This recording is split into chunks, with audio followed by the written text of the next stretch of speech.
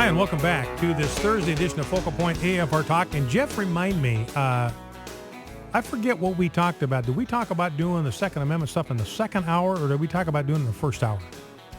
First hour. Okay, we're going to start off with some Second Amendment stuff. We're just loaded up today with a lot of good information stuff I want to bring you. But let's start off by talking about what's happened with the Second Amendment. You may be aware by now that there was a vote this morning on cloture.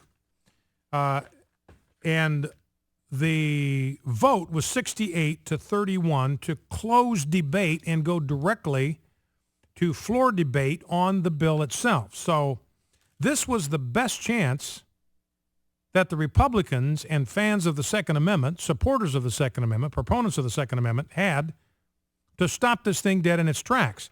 Now, here is the problem. There were 16 Republicans that voted to allow this bill to go forward. The only reason that this thing still has the breath of life in it is because 16 Republicans voted for this thing to move forward. If these 16 Republicans had voted in accordance with the Second Amendment, this thing would be dead. DOA, stick a fork in it, it's done. Find a tombstone, bury it somewhere out in the desert. But it's still alive because of Republicans. Now, this is the thing that agitates me, and it ought to agitate you. I mean, we know what the Democrats are going to do. We know that the Democrats are about growing the size and intrusion of government. We know that the Democrats do not want people to own guns. Barack Obama said that himself to John Lott back in 1996. We played the soundbite, Dianne Feinstein, back in 1994 when she passed the assault weapons ban, the ban on hunting rifles. She said, look, if it was up to me, if I had the votes, I would confiscate every gun in America. I would say to Mr. and Mrs. America, bring your guns down, turn them in, or we'll come and take them from you.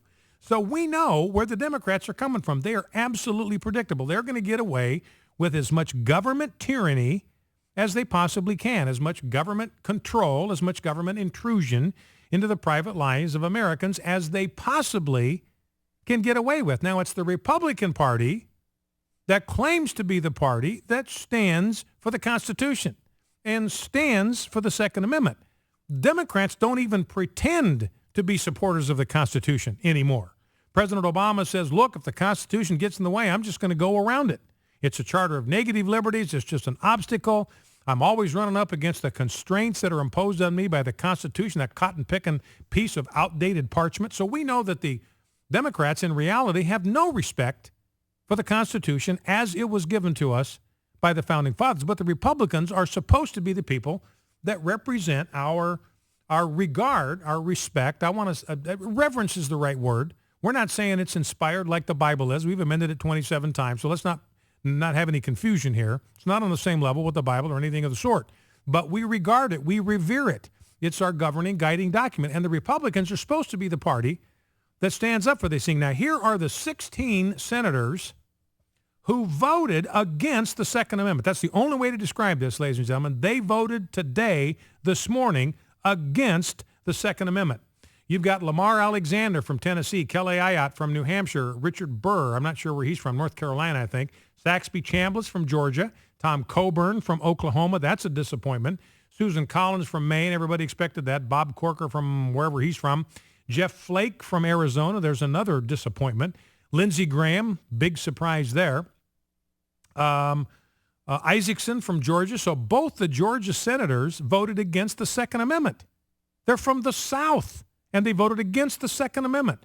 Mark Kirk from Illinois voted against it. John McCain, big surprise there.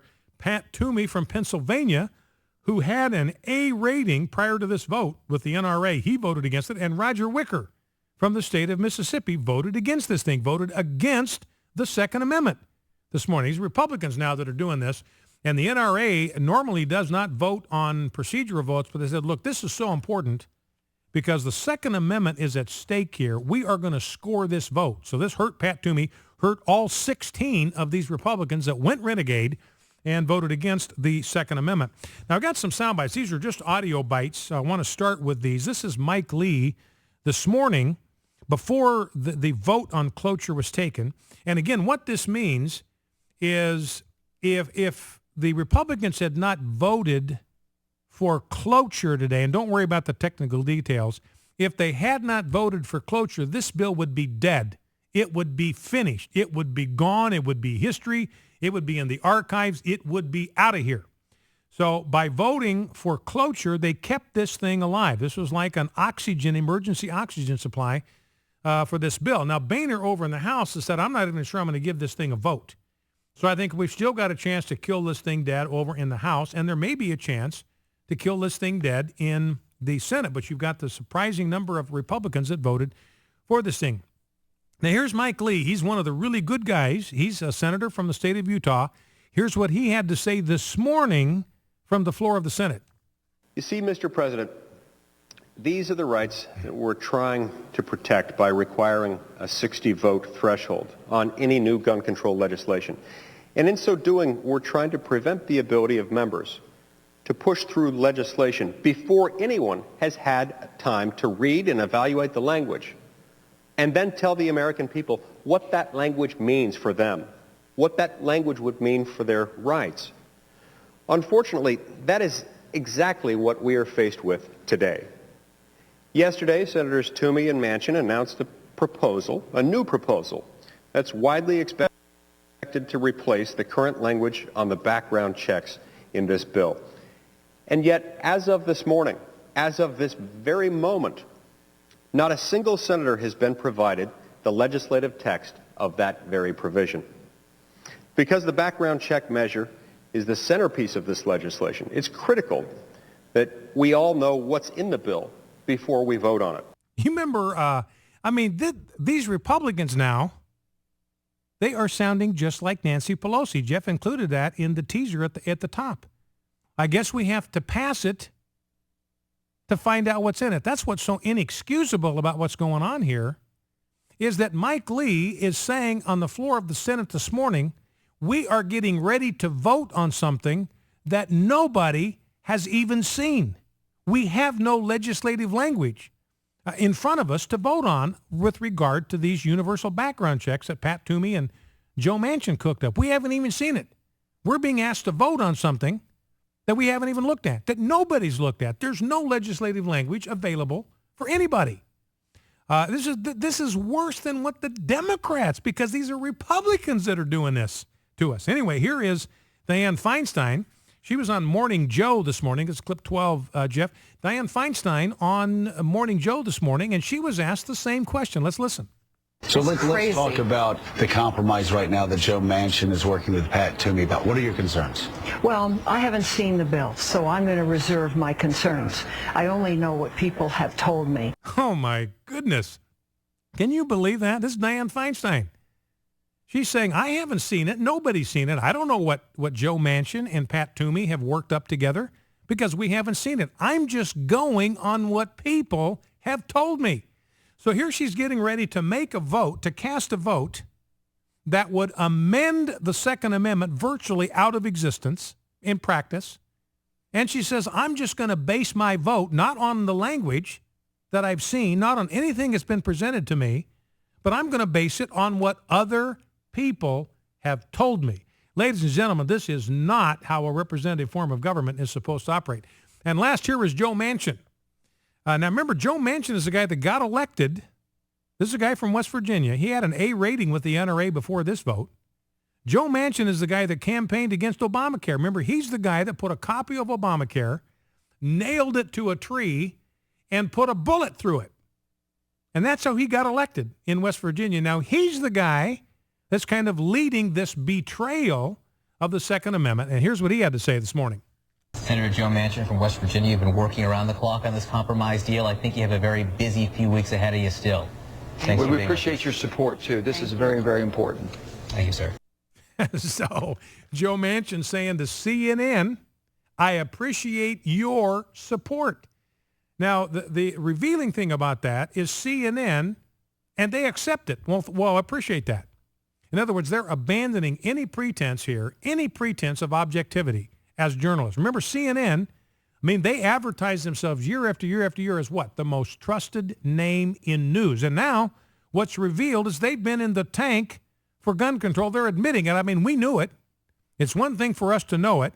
It's another thing for them to admit it, because they want to pretend that they're objective, they're neutral, they're not biased, we're the most trusted name in news, we just bring you the facts. And now they're admitting that they've been in the tank for this legislation the whole time. They've been part of the cheerleading squad, part of the ministers of propaganda for the Obama bill on gun control. Let's drop down to clip 9 if we can, Rob. And here's Joe Biden. If we can grab that clip. Joe Biden is on with Joe Scarborough this morning. And again, this is MSNBC. Now, we've already had CNN. They've admitted they're in the tank. They're for people control. They're for getting rid of the Second Amendment. Here is Joe Biden talking to Joe Scarborough. Listen to what he had to say. You have changed the debate in America. You. Thank you so much. The two guys that deserve anything gets done, an award here, are you and Michael Bloomberg. All right, I don't know Thank you. that that's going to help me in the future Republican primary, but thank you so much. And it probably won't help him either. And it won't help either one of you that I think you're a great guy. Oh, Lord. Thank you There he so goes. much, Your Mr. Vice political President. Thank you speech for is all over. you've done. You're done. Really appreciate it. And you finished me. Oh, Joe, thank you so much. Joe Biden saying, you, Joe Scarborough, you have changed the debate in America on gun control. We owe it all to you, Joe Scarborough, who classifies himself still as a Republican. And instead of Joe Scarborough and Mika Brzezinski say, oh, no, don't give us any credit. We're just bringing people the news. We're not on anybody's side here. Instead, they just fall over themselves thanking Joe Biden for his advice. Let's play clip 10 real quick, Rob. This is Joe Biden. Here's more of his advice on home protection. In crime, what in terms of home protection, they make fun of my saying about use a shotgun if someone's invading your home. Guess what? Use a shotgun, someone invading your home, you don't kill your kids. Use an AR-15, it goes through the wall and can kill your kid in the bed. Man. So Joe Biden out there telling people to use shotguns. Now remember, you're the interior walls of your house, it's nothing but drywall. It's sheetrock. And Joe Biden is pretending, the guy is clueless. And remember, these are the people that are writing gun control legislation. They don't have clue one. A shotgun shell can go through drywall. So it's just absolutely absurd. And you got a spray pattern with a shotgun. That means the area it's going to hit is a bigger spread than what a bullet from an AR-15 could hit. Focal Point, AFR Talk.